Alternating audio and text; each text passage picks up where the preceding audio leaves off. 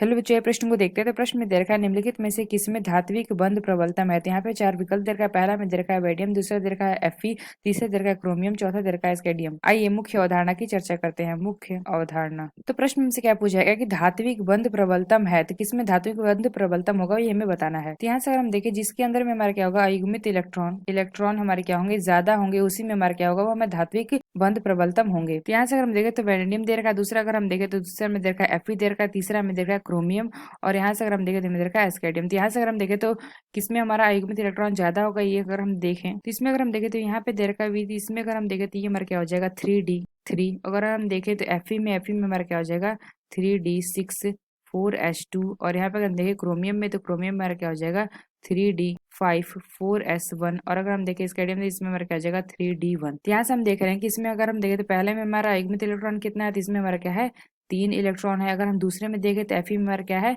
4 electron हो गए। अगर हम देखें यहाँ पर D6 दे रखा है, यानी कि 4 होगा। और यहाँ से अगर हम देखें क्रोमियम तो इसमें हमारा क्या हो जाएगा D5 दे रखा है, इसमें हमारा क्या हो जाएगा 6 इलेक्ट्रॉन।